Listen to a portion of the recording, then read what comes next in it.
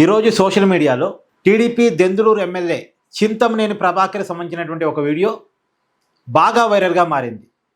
మీరు ట్విట్టర్ చూడండి, ఫేస్బుక్ చూడండి, ఇన్స్టాగ్రామ్ చూడండి, ప్రతి సోషల్ మీడియా ప్లాట్ఫామ్లో కూడా ఆయన వీడియో బాగా వైరల్గా మారింది.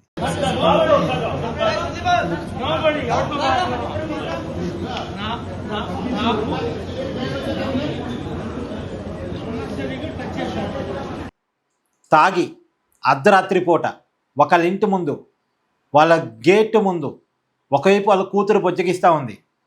అక్కడ చింతమనేని ప్రభాకర్ తాగున్నట్టుగా చాలా క్లియర్గా అర్థమవుతూ ఉంది. వాళ్ళ కూతురు బొజ్జగిస్తున్నా సరే, పోలీసులు కూడా బొజ్జగిస్తున్నా సరే వినకుండా నేనన్నా ఉండాలి, వాడన్నా ఉండాలి అని చెప్పేసి ఒక హెచ్చరికలు జారీ చేస్తూ ఆ మాట్లాడుతున్నటువంటి వీడియో బాగా వైరల్గా మారింది.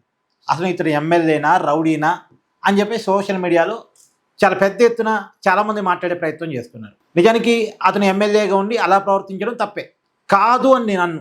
ఒక ప్రజాప్రతినిధి అయ్యి ఉంది, అందులోనూ అధికార పార్టీకి సంబంధించినటువంటి ఎమ్మెల్యే అయ్యి ఉండి ఆ విధంగా అర్ధరాత్రి 12 నుంచి 2:30 వరకు ఒక గొడవ జరిగింది అనేటువంటిది వినపడుతున్న సమాచారం. ఆ సమయంలో, అంత అర్ధరాత్రి సమయంలో ఆ రకంగా ఎమ్మెల్యే ప్రవర్తించడం కరెక్ట్ కాదు, న్యూసెన్స్ క్రియేట్ చేయడం కరెక్ట్ కాదు. అయితే ఎమ్మెల్యేగా అతను చేసిన తప్పే, కానీ ఒక ఆడపిల్ల తండ్రిగా అతను ఆ పని చేయడానికి ఉన్న కారణం ఏంటి అన్నది మనం ఇక్కడ క్లియర్గా ఆలోచించాలి. అంటే నాణ్యానికి రెండు వైపులా చూడాలి. ఒకవైపు అతను చేసిన పని ఖచ్చితంగా కరెక్ట్ కాదు, అది న్యూసెన్స్ కరెక్ట్ కాదు, కానీ దాని వెనకాల ఉన్న కారణాన్ని మనం ఇక్కడ చూడాలి. ఇప్పుడు ఎవరి ఇంటి ముందైతే చింతమనేని ప్రభాకర్ గొడవ చేశాడో అది శ్రీనివాస్ అనే ఒక అడ్వకేట్ ఇల్లు ఏలూరులో ఉంటుంది. ఆ శ్రీనివాసు మొన్న లేటెస్ట్గా ఒక ప్రెస్ మీట్ పెట్టి చింతమనేని ప్రభాకర్ గురించి చాలా దారుణంగా మాట్లాడాడు. సరే, చింతమనేని ప్రభాకర్ రాజకీయ నాయకుడు కాబట్టి అతని గురించి దారుణంగా ఈ లాయరు మాట్లాడాడేమో. ఆ కబ్జా చేశాడు, ఈ కబ్జా చేశాడు, ఆ డబ్బులు తింటున్నాడు, ఈ డబ్బులు తింటున్నాడు, చింతమనేని ప్రభాకర్ అనుచరులు ఆ మాఫియా చేస్తున్నారు, ఈ మాఫియా చేస్తున్నారు కామెంట్ చేశాడు. పైగా చింతమనేని ప్రభాకర్ నా ఎంటెక్ కూడా పీకలేడని ఎంటికని చూపించాడు. సరే, అది కూడా పోనీయండి, అది కూడా పక్కన పెట్టేయండి. కానీ కొంతమంది కూతురులాగా నేను పక్కలేసిన వాడిని కాదు అని చెప్పుకున్నాడు. కొంతమంది కూతురు అంటే చింతమనేని ప్రభాకర్ గారి, ఇక నేను చెప్పడం బాగోదు, గురించి మాట్లాడాడు. ఇప్పుడు కన్న కూతురి గురించి ఎవడో కామెంట్ చేస్తే ఏ కన్న తండ్రి ఊరుకుంటాడు చెప్పండి? ఇప్పుడు మన ఇంట్లో ఆడబిడ్డని ఎవడో ఒకడు పిచ్చి కూతలు, కారు కూతలు కూస్తే ఊరుకుంటాడు ఏ తండ్రి అయినా?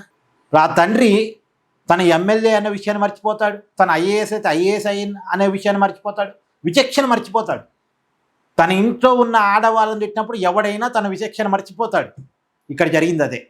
ఇప్పుడు చింతమనేని ప్రభాకర్ మీద చాలామంది చాలా రకాలుగా మాట్లాడుతుంటారు. రాజకీయాల్లో ఉన్నవాళ్ళు భరించాల్సిందే, తప్పదిగా రాజకీయాల్లో ఉన్నవాడు భరించాల్సిందే. కానీ ఆ శ్రీనివాసు మాట్లాడిన తీరు, పైగా చింతమనేని ప్రభాకర్ గారి కూతురు గురించి అర్థం వచ్చేలా, డైరెక్ట్గా కూతురు అని చెప్పకపోయినప్పుడు కూడా అలా తగిలేలా మాట్లాడిన తీరు, అది నిజంగా అత్యంత బాధాకరం. ఆ మాట్లాడిన మాటల వల్ల చింతమనేని ప్రభాకర్ ఇలా ప్రవర్తించాడు. నేనేమంటానంటే, ఒక ఎమ్మెల్యేగా అతను ఇలా చేయడం తప్పు, ఖచ్చితంగా తప్పు. అయితే ఒక కన్న తండ్రిగా అతను ఆవేశాన్ని, అతని అర్థాన్ని మనం ఇక్కడ అర్థం చేసుకోవాలి. ఒక కన్న తండ్రిగా అతని ఆవేదన మనం ఇక్కడ అర్థం చేసుకోవాలి. ఇప్పుడు ఒక అడ్వకేట్ అయ్యి ఉండి అవతల వ్యక్తి, అడ్వకేట్ అంటే అతనికి లా తెలుసు, ఏం మాట్లాడాలో ఏం మాట్లాడకూడదో, ఏం మాట్లాడితే అవతల వాళ్ళ ఉద్వేగాలు రెచ్చిపోతాయో తెలుసు. మరి ఒక అడ్వకేట్ అయ్యి ఉండి ఆ రకంగా మాట్లాడటం ఖచ్చితంగా తప్పు. అంటే అవతల వాడు చింతమనేని ప్రభాకర్ని రెచ్చగొట్టాడు, ఘోరంగా రెచ్చగొట్టాడు.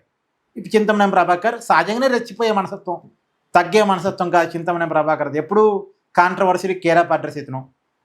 సో సహజంగానే రెచ్చిపోయాడు, అవతల వాడు రెచ్చగొట్టాడు, ఈయన రెచ్చిపోయాడు. ఇప్పుడు ఇక్కడ తప్పెవరిదని మీరు అనుకుంటున్నారు? ఒకసారి కామెంట్ చేసే ప్రయత్నం చేయండి.